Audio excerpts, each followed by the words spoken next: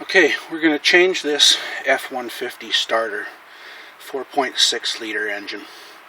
Now, I'm not a mechanic, but I've already done this once and it turns out that the starter was defective.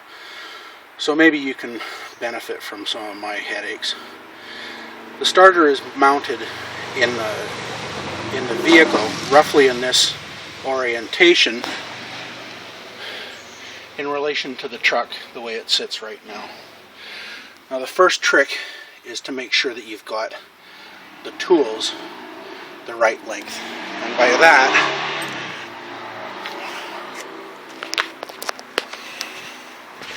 that, I mean you want to make sure that the wrench butts up against there and is not too long. This is too long because where my finger is here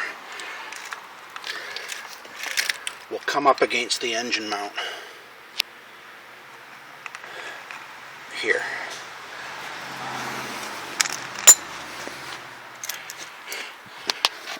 This configuration, on the other hand, is just barely clear of this nose here, so it can't be any shorter than this.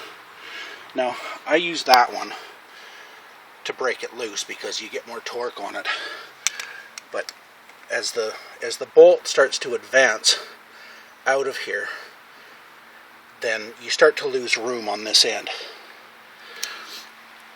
So now, this truck is a four-wheel drive, so I don't need to jack it up. Even a big guy like myself can slide under where the tarp is over there. But they tell us to jack it up on some jack stands. So if you need to jack yours up on jack stands, be aware that some of these vehicles come with an automatic leveling mechanism.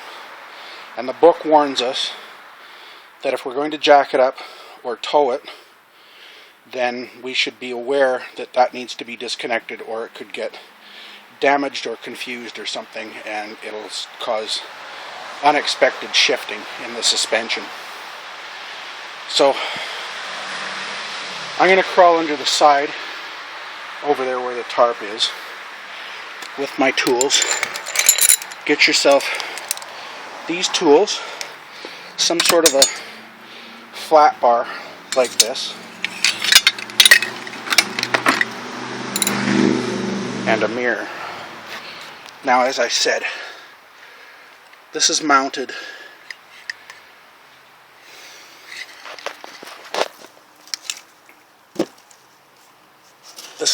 in the truck roughly like this. And when you get under there, you'll realize that you can see the bolt down here below the solenoid. This one's a pain to get at, but you can get an extension over here. This one you can't even see, hence the mirror. The mirror you're going to have to put up between the frame and the starter so you can even see that bolt. And well, we'll get to that. We'll get to that later. Please don't forget to disconnect the battery because, well, we're working with a starter and it's very easy down there to short it out and cause it to turn, which may cause you injury, which in turn would cause me injury. Okay, I want to give you a bit of a orientation here because I hate it when people put the camera right on the part they're changing and you've got no idea how it's oriented inside the vehicle. That's the passenger side right front tire. That's the front of the vehicle. That's the back of the vehicle. That's looking toward the passenger side. And the starter is up there. Now, I managed to find this handy dandy little light, this LED light, at my local parts store, at Alder Auto Parts. It's got a magnet on the back of it, so it sticks right there to the side of the frame. And I'm telling you, it has been invaluable doing this. Now, as I said, there are 3 bolts. The first one is this one, with this wire on the end of it here. let's take those wires off first. I'm sorry, I can't run the camera and take stuff off at the same time, so I'm just going to take the wires off first. Okay, so you can see how I've got the wrench on here. I've got a deep socket because the end of that has got a stud on it for that nut that holds the wires on. Then a U-joint there, and then a really long extension that goes back there to the ratchet. Okay, so I've got that.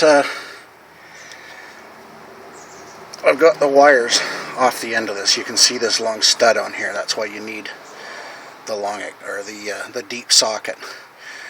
Now, a person's first instinct is to get at the easiest one first. You can loosen this one if you want, but I would recommend that you leave it until last.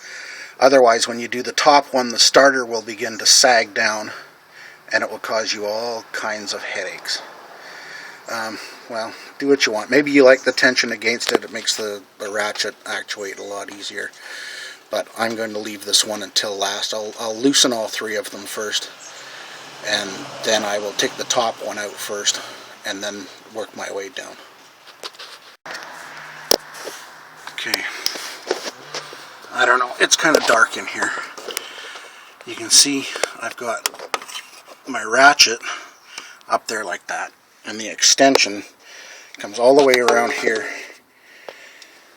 past the top of the solenoid running along here, and you can see the end of the socket right there. So that's how we get to this bolt, and I'm just going to loosen it. Okay, now I don't know if you can see that bolt in the mirror, but the only way to see it is through the mirror, because the frame is in the way here. So if you move over that way farther, the frame is in the way, and the starter is between you and the bolt. So I've got the wrench up there. You can see the mirror tapping against the end of it. So if you hold the wrench up there, you can hold the end of the wrench over here with the tips of your fingers.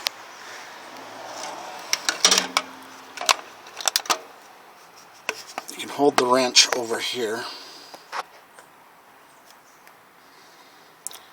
There you go. You can hold the wrench over here with the tips of your fingers, and you can maneuver this end of the wrench. You can maneuver this end of the wrench around with the tips of your fingers, all the while watching in the mirror at that bolt.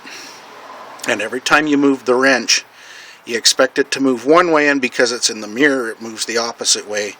So I'm going to turn the camera off during this because I can't run the camera and do this at the same time, and there may be children listening. Okay, can you see in the mirror there that the socket is on the bolt? Now that the entire neighborhood is standing at the end of my driveway wondering what all the fuss is about. So, the wrench is over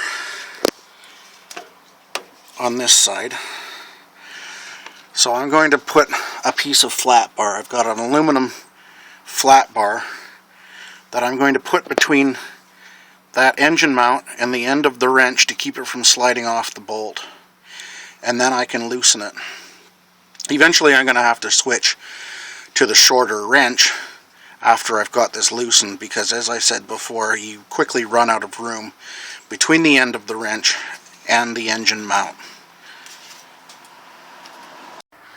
Okay, so you can see this aluminum flat bar that I've got here.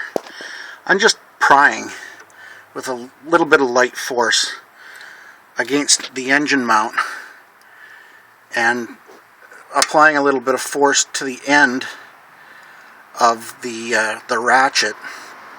You know how sometimes the bolt is so loose that the ratchet won't ratchet, and the last thing you would want is for that thing to come off the end of that bolt anyway, because then you just have to go through the procedure. Anyway, you can't get your fingers up in there to hold the ratchet, so just apply a little bit of light force against the end of it, just to provide a little bit of friction for the ratchet to work.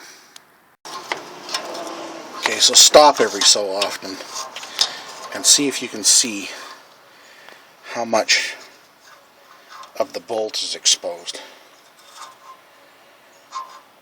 Now there should be as much thread exposed as this part of the casting is thick, because when the bolt is all the way through, it protrudes just slightly past this.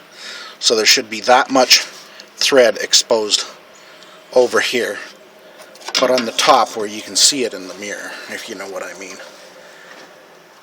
It's hard to see. I know it's not very light up there. I think you can kind of see it in the mirror. You can see it very clearly in real life. I can see it very clearly anyway.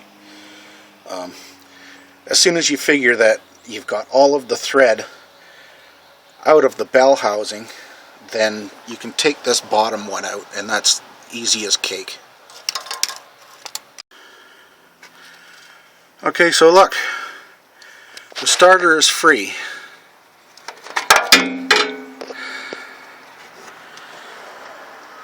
And you know what? This is the second time I've done it in the last couple of days.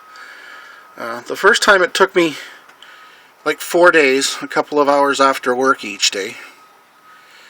This time it took me less than 2 hours working on my own.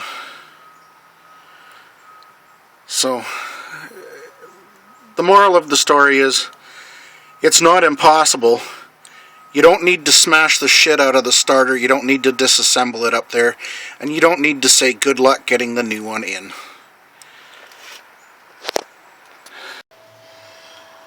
Okay, so try taking a look up in this space where the starter came from, if you can get enough light in there. If you can get the camera in the right place, how's that sound?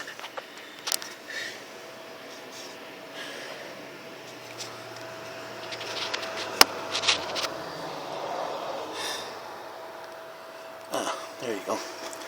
Try getting your camera. Try taking a look up in there. Take a look at those teeth and make sure that they're not an entire dog's breakfast. Sorry, I probably have the camera upside down, but I'm sort of contorted here.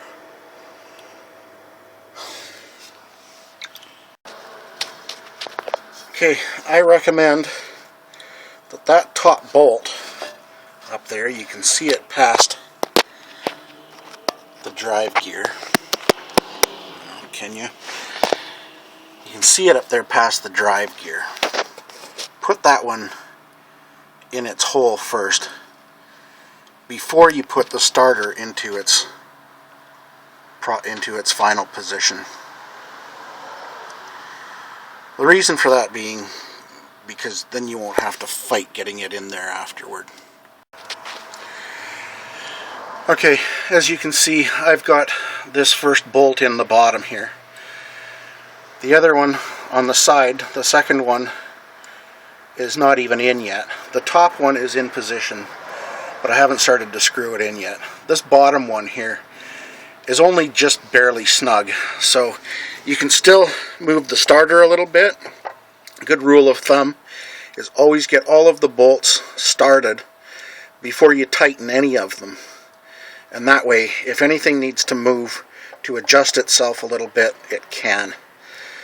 So we're going to use the opposite procedure we used to get the starter out to tighten. Notice these black things here? Those should be vertical. That's the correct orientation of the starter. With the solenoid down here and these black things, they're moisture drains. And they don't allow dirt in, but they'll allow moisture to drain out. And if they're vertical, then the moisture can drain out and the starter is in the correct orientation. Alright, so before we can declare this job finished, we need to double check to make sure that all the bolts are somewhere in the range of the torque specification. I know you can't get a torque wrench in there, but try to make sure that they're snug enough that the starter isn't going to drop off. Make sure that the wires are on the way they came off, and make sure that this is back on the way it was.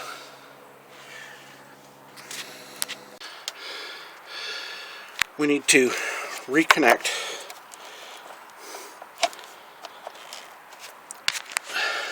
this battery terminal. Make sure that it's snug. It doesn't need to be super tight. It just needs to be snug. Make sure that it doesn't move on there. And we're done. All that's left is to start it up. My beautiful assistant will now start the truck.